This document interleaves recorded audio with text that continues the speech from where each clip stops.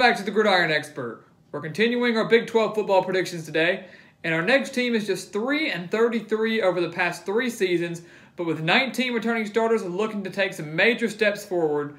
They are the Kansas Jayhawks. It has been 10 years since Kansas last made a bowl game, and unfortunately, I do not see that streak coming to an end this season. David Beaty enters his 4th year with the Jayhawks, and he is certainly on the hot seat, compiling just a 3-33 record over his 3 years at Kansas. Over the past 5 years, Kansas has only won 9 games. 5 of those games coming against FBS opponents. So 4 of those 9 only against FCS opponents. They have lost 49 straight road games, 46 of those being true road games. So it's been a pretty brutal decade for the Jayhawks. And David Beaty tried to come in and turn things around. Things aren't going his way, but maybe things will be trending up a little bit with what could be his best team yet, with 19 returning starters, 9 on offense, and 10 on defense. So David Beaty really just has to hope to maybe get to 3 wins or 4 wins to show signs of improvement from a Kansas team that just went 1-11 last year, the lone win coming over against Southeast Missouri. So things really need to start changing. On offense, they have 9 returning starters, as I said. Quarterback Carter Stanley gives them a little stability at that position. He put up some decent numbers last year. He could put up some even better ones this year. They have their running back in Khalil Herbert there, and wide receiver Steven Sims, who was the #1 leading receiver for Kansas last year. They also returned 4 offensive linemen. This is a Kansas offense that might be able to put up a little more production, put up some more points, maybe be a little more competitive in Big 12 play this season, and try to get one. Maybe even pull off a road win in Big 12 play and snap that 49-game road losing streak. On defense, I think that's probably going to be the strength for Kansas this year. 10 returning starters there, going to be led by Daniel Wise, by far the leader along the defensive line.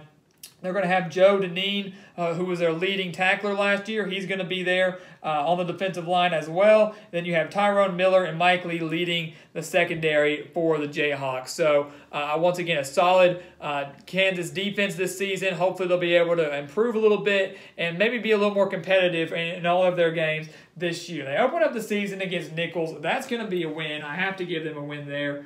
Over Nichols. I can't imagine them losing this game in the season opener. Like I said, this is a Kansas team that should be a little more competitive, and hopefully they'll start competing a little bit against some teams.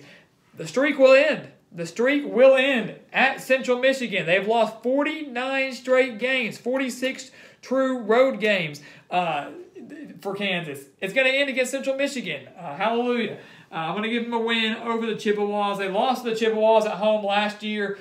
This is a Central Michigan team that it's probably going to be one of the worst teams in the MAC this year. There's a lot of power on both the offensive side and the defensive side of the ball. Probably may finish last or second to last in their division. So I think Kansas finally goes on the road and gets a win, snapping that horrible and super long losing streak for them. And then after they come back home, I think they get a huge win over Rutgers, a Power 5 opponent. A Rutgers team that has struggled in recent years as well. A young head coach like David Beaty and Chris Ash. And this was a game that I was really back and forth on. Rutgers returning a lot of starters as well, has a solid quarterback, should be able to crack at least 4 wins, I would think, for the Scarlet Knights this year. But I'm going to give the edge to Kansas. I like their defense more so than I like Rutgers. I think the offense will be able to produce enough points, and it is at home. It's a long ways away from home for the Scarlet Knights. I like Kansas to start off the year 3-0, and boom, just like that, in one season they have matched the win total that David Beaty has been able to compile in 3 seasons with the Jayhawks. Unfortunately for Kansas, they have to go through Big 12 play. They have to face Big 12 opponents. And the first one's at Baylor, and that one's going to be a loss here. This is a game between the 2 teams that returned the most starters, Baylor returning 17 and Kansas returning 19. Those are the 2 teams that lead the Big 12 in terms of returning starters. Last year, though, Baylor also going 1-11, winning the game. Their lone win coming over Kansas 38-9. So and that was at Kansas. So even though Kansas should be a little bit improved, Baylor will be improved as well. Baylor certainly looked more competitive last year down the stretch and over the course of the season than Kansas did. So even though they returned more starters, I'm going to give the win to the Bears. I'm also going to give them a loss here to Oklahoma State. Yes, they lose some star power in Mason Rudolph and James Washington and the likes of those players. They still have Justice Hill at the running back position, and they still have a fairly solid defense, and they've got Mike Gundy as head coach, who isn't going to let this team slide and have a horrendous year. I have no doubt in my mind the Cowboys will still be a threat in the Big 12, so even though it is at home, I'm going to give the win to the Cowboys. On the road against West Virginia, another team that I'm super high on. I love the offense here. A great test for Kansas' defense. They got 10 returning starters. Can they shut down Will Grier in this very potent passing attack led by Gary Jennings and David Sills?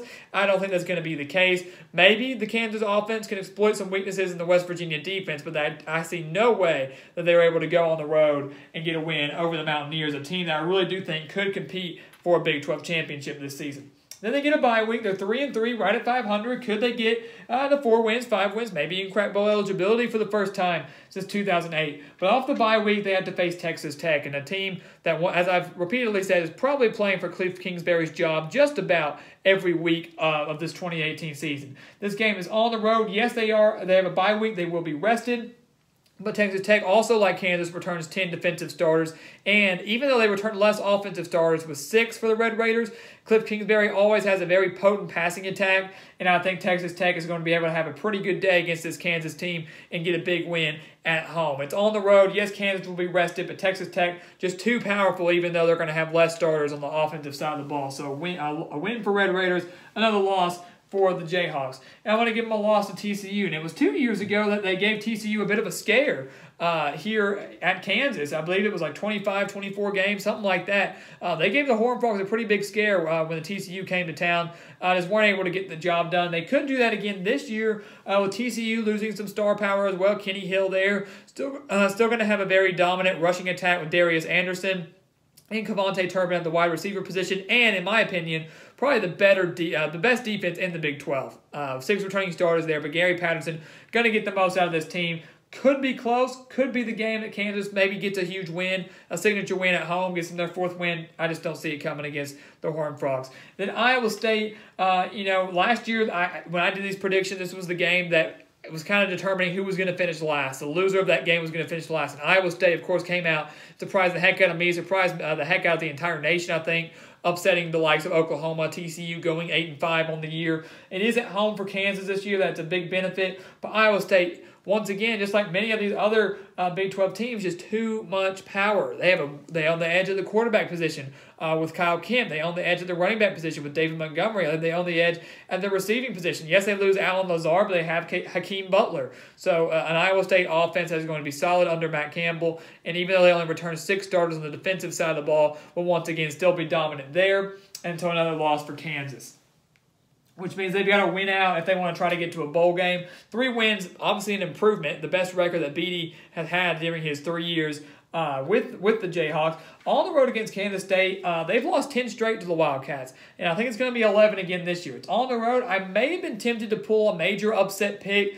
if this game had been played at Kansas, but with it being played at the Wildcats, this is a team led by Bill Snyder. You've got Alex Delton at the quarterback position, or Skylar Thompson, Alex Barnes at the running back position. So like I said with Iowa State, Kansas State, yes, returns less starters than the Jayhawks, but owning the athletic edge at some of these key positions, and it's on the road. I'm going to give Jayhawks a loss there.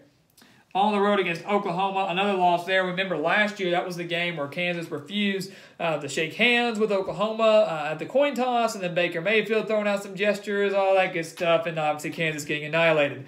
This game being played at Oklahoma, yes, they lose Baker Mayfield. Yes, they lose some key playmakers, but Kansas is not going to go on the road and beat Oklahoma. That might be one of the bigger upsets maybe in history if they were able to go on the road and snag a win over the Sooners, who are going to be led by Kyler Murray and still a very dangerous team who will once again compete for the Big 12 championship and maybe even a spot in the college football playoff. And they close out the year with Texas, and as we all remember, 2 years ago, Kansas got a win over Texas in overtime at home, and that was huge. That was the first time. I can't remember how long, but it was the first time they had beaten Texas in a number of years. It was a huge win for the Jayhawks.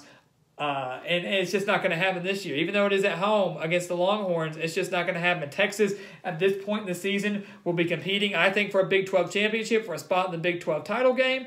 I love their offense. Tom Herman is not Charlie Strong. He is not going to let the Longhorns lose games that they shouldn't lose very often. That happens to every team. They lose games they shouldn't lose. But this is a Texas team that's extremely dangerous, one that I think will surprise a lot of people. And I just don't see Kansas, even though it is at home, beating the Longhorns. So that's going to give them a 3-9 record on the year. And I know that's disappointing, but it's an improvement. I mean, like I said earlier, they start off the season 3-0. They snap their road losing streak, and they reach the total win total that David Beaty has compiled in 3 years. So in 3 years with Kansas, he's had 3 wins. In one season, he's going to get 3 wins. He's going to reach that exact win total in just one season compared to 3. So I think this is actually a solid year for Kansas. I think, obviously, they want to get back to a bowl game. They want to get back to postseason play for the first time since 2008. And if they want to, this might be the team they want to do with 19 returning starters. I just don't see them having the talent to do that this year, especially with such a rugged schedule and so much talent in the Big 12 this year. At Oklahoma, at Kansas State, at West Virginia, at Baylor, who's going to improve. Rutgers could go either way there. So maybe Kansas pulls off a couple upsets, but I just don't see them reaching bowl eligibility this year. But I think a 3-9 record is not something to get excited about, but maybe that saves David Beaty an extra year with the Jayhawks, and maybe he can even improve on this 3-9 record going into the 2019 season. So as always, please go check us out on Twitter at Gridiron Expert, on Instagram at The Gridiron Expert, and always here on YouTube. Please continue to like, comment, and subscribe, and we will see you next time on The Gridiron Expert.